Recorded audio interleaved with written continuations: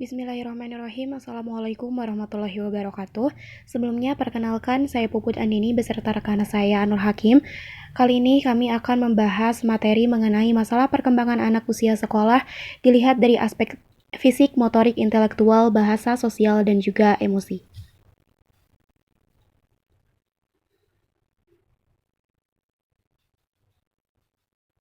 Nah, untuk yang pertama, mengenai masalah perkembangan anak usia sekolah dalam aspek fisik. Perlu diketahui bahwa manusia terdiri dari fisik dan psikis. Fisik merupakan tempat berkembangnya berbagai perkembangan dalam diri manusia. Di dalam fisik selalu terjadi perkembangan kognitif, sosial, moral, agama, dan bahasa. Fisik manusia berkembang dalam beberapa tahapan, yaitu dimulai dari masa kanak-kanak, remaja, dewasa, dan usia lanjut. Agus Daryanto mengatakan bahwa suatu perubahan yang paling menonjol dan nampak di dalam diri individu adalah terjadinya perubahan fisik. Fisik atau tubuh manusia merupakan sistem organ yang kompleks dan sangat mengagumkan. Secara garis besarnya, pertumbuhan dan perkembangan fisik peserta didik dapat dibagi menjadi 3 tahap. Tahap setelah lahir hingga usia 3 tahun. Kemudian tahap anak-anak hingga masa prapubertas dari 3 sampai 10 tahun dan tahap pubertas 10 sampai 14 tahun serta tahap remaja atau adolescence dari usia 12 tahun ke atas. Terdapat beberapa perkembangan fisik pada masa anak usia sekolah. Pertama, perkembangan fisik dalam ranah tingginya. Pertambahan tinggi badan setiap tahunnya rata-rata 3 inci. Pada usia 6 tahun, tinggi anak-anak 46,6 inci.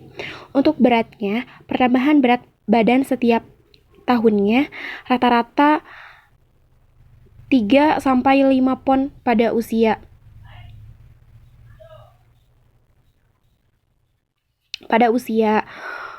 Pada usia 6 tahun, berat anak harus kurang lebih 7 kali berat pada waktu lahir. Anak perempuan rata-rata beratnya 48,5 pon dan anak laki-laki 49 pon. Perbandingan tubuh sangat berubah dan penampilan bayi tidak tampak lagi. Wajah tetap kecil tetapi dagu tampak lebih jelas. Selanjutnya, perkembangan fisik pada postur tubuh. Dalam postur tubuh ini biasanya ada yang posturnya gemuk, lalu ada yang gemuk lembek atau endomorfik, ada yang kuat juga ataupun yang berotot, yang itu dinamakan dengan mesomorfik. Nah, yang selanjutnya ada aspek fisik dalam ranah tulang dan otot. Nah, di tulang dan otot ini tingkat pengerasan otot bervariasi pada bagian-bagian tubuh mengikuti hukum perkembangan arah. Biasanya otot itu menjadi lebih besar, lalu lebih kuat, lebih berat, sehingga si anak yang sedang mengalami perkembangan pada masa anak usia sekolah itu tuh tampak lebih kurus gitu, meskipun beratnya memang bertambah. Nah, untuk selanjutnya yaitu perkembangan lemaknya. Anak-anak itu kan cenderung lebih bertumbuh endomorfiknya lebih banyak gitu ya, jaringan lemaknya daripada jaringan ototnya, sehingga cenderung mesomorfik ini mempunyai jaringan otot yang lebih banyak daripada jaringan lemaknya, dan yang bertubuh ektomorfik mempunyai otot-otot yang kecil dan sedikit jaringan lemaknya. Nah, untuk kisah selanjutnya yaitu gigi. Selama 4-6 bulan pertama dari awal masa kanak-kanak hingga mereka nantinya besar atau memasuki usia sekolah yang sudah selesai, itu akan terus bertambah giginya, mulai dari gigi yang kecil-kecil lalu berubah menjadi besar, membesar, dan sesuai dengan pertumbuhannya mereka masing-masing. Nah, yang kedua, terdapat masalah perkembangan anak usia sekolah dalam aspek motorik. Nah, pada usia sekolah itu biasanya perkembangan motorik anak tuh lebih halus gitu ya, lebih sempurna, lebih terkoordinasi dengan baik, seiring dengan bertambahnya berat dan kekuatan badan anak. Nah, anak-anak tuh terlihat sudah mampu mengontrol dan mengkoordinasi gerakan anggota tubuhnya seperti menggerakkan tangan dan kaki dengan baik. Otot-otot tangan dan kakinya sudah mulai kuat, sehingga berbagai aktivitas fisik seperti menendang, melompat, melempar, dan lain hal sebagainya itu sudah mulai terlihat di dalam perkembangan anak usia sekolah ini dalam aspek motorik. Nah, di dalam aspek motorik ini terdapat beberapa keterampilan, yaitu keterampilan menolong diri sendiri, misalnya makan, minum, mandi, berpakaian, dan lain hal sebagainya. Nah, yang selanjutnya terdapat masalah perkembangan anak usia sekolah dalam aspek intelektual. Nah, intelektual ini merupakan salah satu aspek yang harus dikembangkan pada anak intelektual, seringkali disinonimkan dengan kognitif, karena proses intelektual banyak berhubungan dengan berbagai konsep yang telah dimiliki anak dan berkenaan dengan bagaimana anak menggunakan kemampuan berpikirnya dalam memecahkan suatu persoalan. Dalam kehidupan mungkin saja anak itu dihadapkan kepada persoalan yang menuntut adanya pemecahan. Menyelesaikan suatu persoalan merupakan langkah yang lebih kompleks pada diri anak. Sebelum anak mampu menyelesaikan persoalan, anak perlu memiliki kemampuan untuk mencari cara penyelesaiannya tersebut. Nah, untuk selanjutnya terdapat aspek bahasa, aspek sosial, dan aspek ekonomi yang akan disampaikan oleh Anur Hakim. Nah, ini ada beberapa aspek fisik yang telah tadi disebutkan, dari ranah tingginya, beratnya, perbandingan tubuhnya, postur tubuhnya, tulang dan ototnya, lemak, dan giginya. Nah, untuk di aspek motorik ini terdapat beberapa keterampilan. Keterampilan ini yang disebutkan ini tuh menurut Elizabeth pada tahun 2015 dikategorikan menjadi 4 kategori. Ada yang dinamakan dengan keterampilan monolog diri sendiri. Ini tuh dimaksudkan pada kegiatan ataupun aktivitas di mana mereka tuh bisa makan, bisa minum, mandi, berpakaian, sudah mahir seperti orang dewasa. Jadi dalam keterampilan monolog diri sendiri ini tuh bisa dikatakan bahwa perkembangan anak usia sekolah itu tuh bisa terlihat ketika dia tuh bisa makan dengan sendiri, lalu minum dengan sendiri, mandi, berpakaian dengan sendiri, layaknya seorang yang sudah dewasa. Nah, yang kedua terdapat keterampilan monolog orang lain. Ini tuh biasanya dikategorikan pada aktivitas kegiatan menyapu, mengepel, membersihkan tempat tidurnya mereka masing-masing, lalu membersihkan tempat tulis di sekolah. Pokoknya intinya yang berkaitan dengan hal yang akan dilakukan oleh orang lain, tapi secara sadar karena adanya proses pertumbuhan atau proses perkembangan dari diri anak-anak tersebut, itu menimbulkan adanya suatu kesadaran tersendiri dari anak tersebut bahwa ya mereka tuh harus menyapu. Kalau mereka misalnya melihat berantakan nih di lingkungan rumahnya atau di lingkungan sekolah, ya mereka pasti langsung refleks nyapu gitu, karena timbulnya rasa tanggung jawab mungkin dalam dirinya sendiri yang sudah tertanam, sehingga perkembangan pada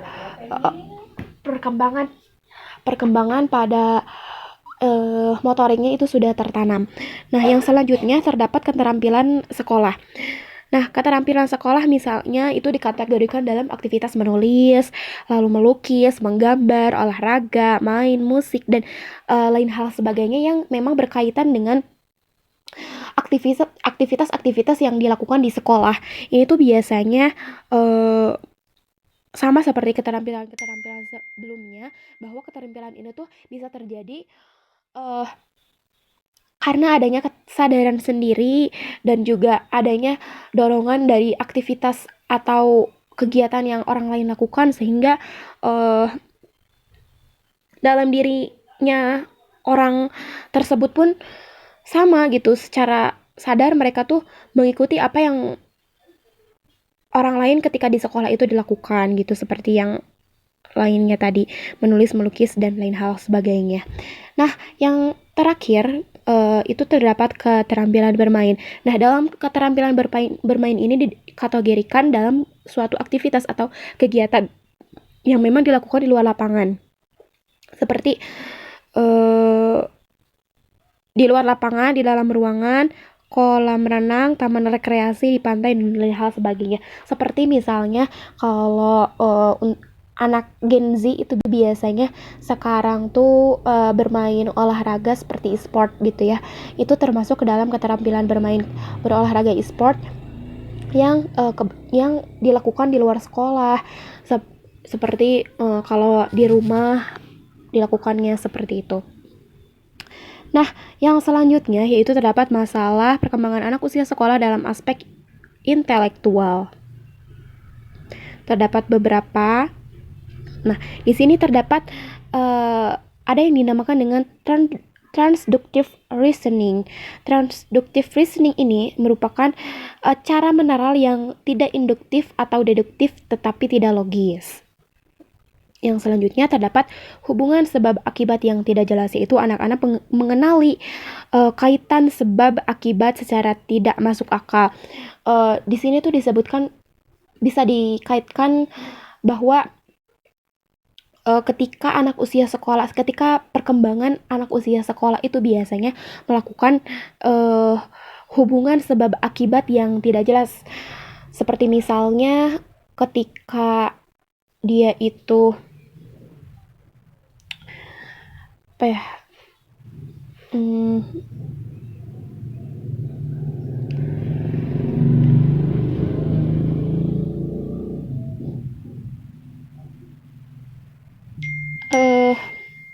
seperti biasanya ketika seperti biasa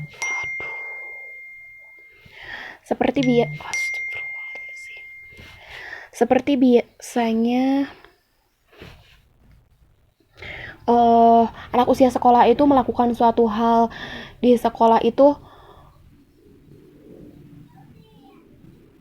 melakukan sesuatu hal gitu, tapi tidak mengetahui nih dampak dari yang mereka lakukan itu tuh apa gitu. Jadi mereka tuh bisa melakukan sebab akibatnya yang tidak jelas pula. Nah, yang selanjutnya terdapat animisme. Animisme ini dimaksudkan bahwa berpendapat bahwasannya seluruh objek itu hidup seperti sendirinya. Seperti daun-daun yang mereka lihat itu. Daun-daun kan kalau misalnya ketebak angin gitu ya, suka bergerak dengan sendirinya. Dan pada perkembangan usia sekolah ini tuh biasanya berimajinasi bahwa ya tanaman itu ya emang gerak sendiri, padahal kan emang angin yang menggerakkan si tanaman tersebut. Nah, yang selanjutnya terdapat artificalism. Ini tuh merupakan keyakinan bahwasannya segala sesuatu yang ada di lingkungan mempunyai jiwa layaknya manusia.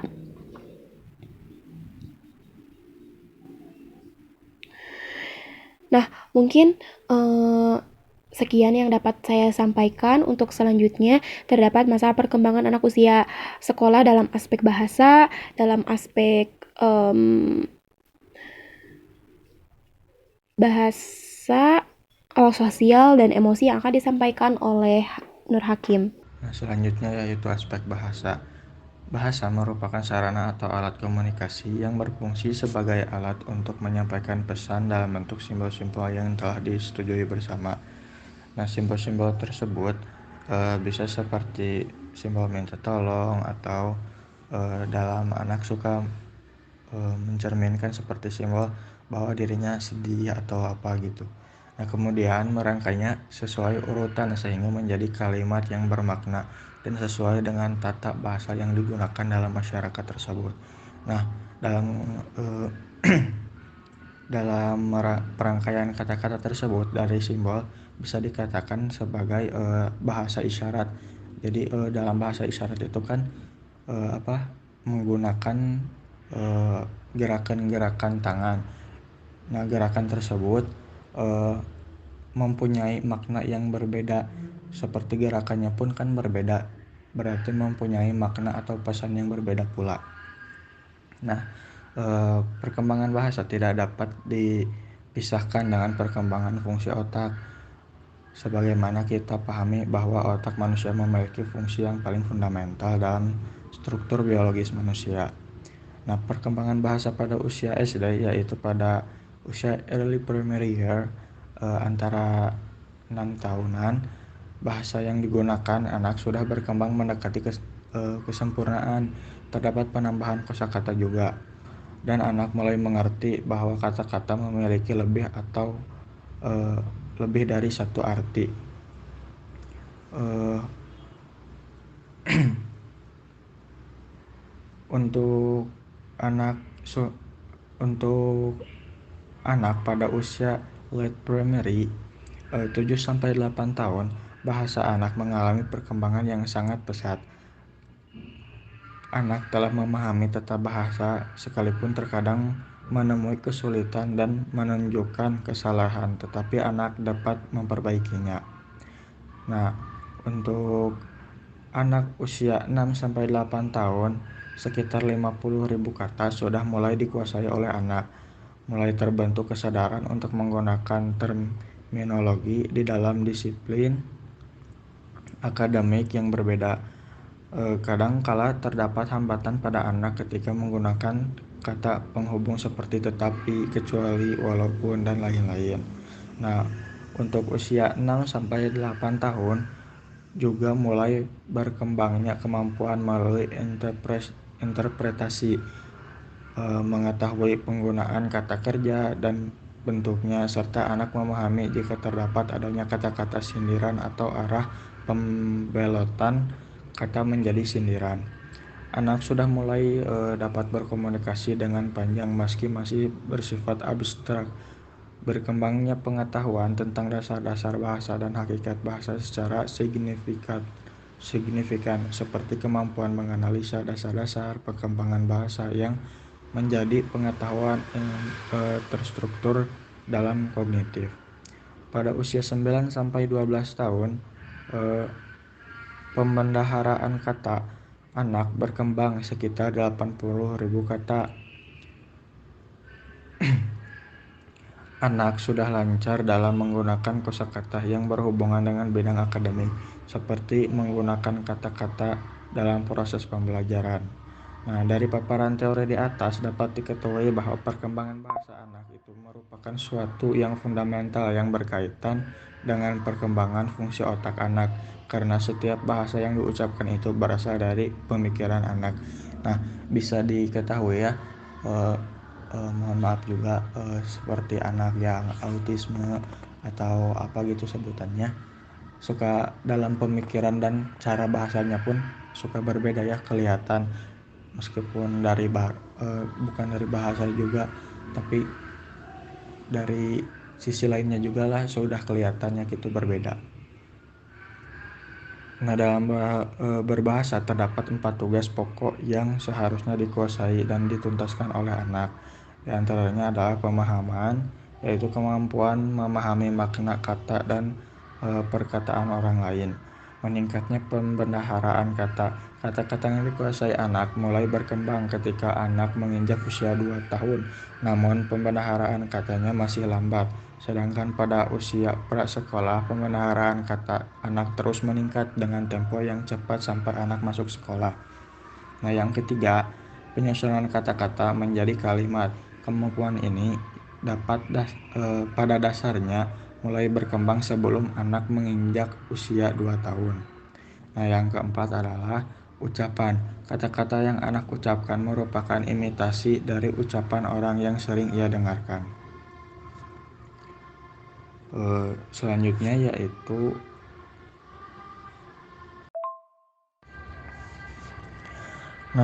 yaitu aspek sosial. Perkembangan sosial pada anak ditandai dengan proses pencapaian kematangan dalam kehidupan sosialnya, bagaimana dia menyesuaikan diri dengan lingkungannya, berinteraksi dengan lingkungannya, dan mengikuti aturan yang terdapat pada lingkungan sosialnya. Nah, perkembangan sosial digambarkan sebagai kesempatan individu untuk mengembangkan kemampuannya melakukan interaksi dan hidup berdampingan dengan sesama yang rentan waktu tertentu. Nah, di sini bisa anak itu bisa diikut sertakan, contohnya ke dalam 17 Agustusan. Nah, di situ anak itu akan berdampingan dengan teman sebayanya atau dengan anak seumurannya, dan akan berlatih bukan berlatih dan akan memulai bekerja sama dengan teman sebayanya. Nah, sosialisasi merupakan bentuk pembelajaran sikap dan tingkah laku serta perilaku yang sesuai dengan tuntutan sosial untuk dapat menyesuaikan dengan kehidupan sosialnya sehingga mampu beradaptasi dengan masyarakat sekitarnya. Nah, contohnya anak kan suka bermain nih ke rumah temannya. Nah, anak itu bakalan tahu bahwa di dalam setiap rumah itu terdapat aturan-aturan yang berbeda, contohnya seperti di aturan di rumah dia seperti apa dan aturan di rumah temannya seperti apa, jadi berbeda. Nah, kemampuan anak dalam bersosialisasi dapat dipengaruhi oleh beberapa kesempatan, waktu, dan motivasi untuk bersosialisasi. Kemampuan berkomunikasi dengan orang lain menggunakan bahasa yang mudah dimengerti, serta metode belajar efektif, serta bimbingan bersosialisasi juga. Nah, jadi orang tua itu berperan penting ya untuk membimbing anak agar bersosialisasi. Nah, dalam perkembangan sosial anak, anak dapat memahami dan memikirkan orang lain. Pemikirannya terwujud dalam refleksi diri yang sering mengarah ke penilaian diri dan kritik dari hasil pergaulannya dengan orang lain. Anak akan memunculkan perilaku dan sikapnya berdasarkan hasil pemikirannya. Anak juga mampu menyembunyikan dan merahasiakan apa yang dipikirkannya dan tidak menyatakan dalam bentuk tindakan. Nah, selanjutnya yaitu aspek emosi. Menurut Suryadi dan Yuliani 2006, usia sekolah dasar adalah usia yang dimana 6-12 tahun, dimana masa usia tersebut memiliki perkembangan emosi yang berbeda. Pada umur 5-6 sudah mengenal dan mengetahui aturan yang berlaku. Anak sudah mengetahui konsep adil dan rahasia. Ini merupakan bentuk keterampilan pada anak untuk dapat menyembunyikan informasi. Nah, pada usia 7-8 tahun, anak sudah mengerti akan rasa malu dan bangga terhadap sesuatu. Anak dapat mengungkapkan emosi yang dirasakan. Semakin bertambah usia akan semakin anak dapat memahami perasaan orang lain. Nah, pada usia 9-10 tahun, anak sudah dapat menyembunyikan dan mengungkapkan emosinya dan sudah dapat merespon emosi orang lain. Jadi sudah peka terhadap emosi orang lain. Nah, pada usia 11-12 tahun, anak sudah mengetahui tentang baik buruk, nilai-nilai dan norma-norma yang berlaku pada masyarakat, serta adanya perkembangan yang meningkat tidak sekaku saat di usia kanak-kanak awal. Nah, terdapat juga ciri-ciri emosi pada anak menurut Izati 2008. Nah, yang pertama adalah emosi yang terjadi pada anak biasanya relatif lebih singkat atau sebentar dan mudah berubah. Hal ini dikarenakan emosi pada anak biasanya diungkapkan dalam bentuk tindakan. Nah, berbeda dengan orang dewasa yang emosinya relatif lama. Emosi yang sering dimunculkan oleh anak seperti kesedihan, kemurungan, kebahagiaan, humor, dan sebagainya. Nah, selanjutnya yaitu emosi pada anak relatif lebih kuat dan hebat. Hal ini terlihat ketika anak sedang sedih, marah, dan takut.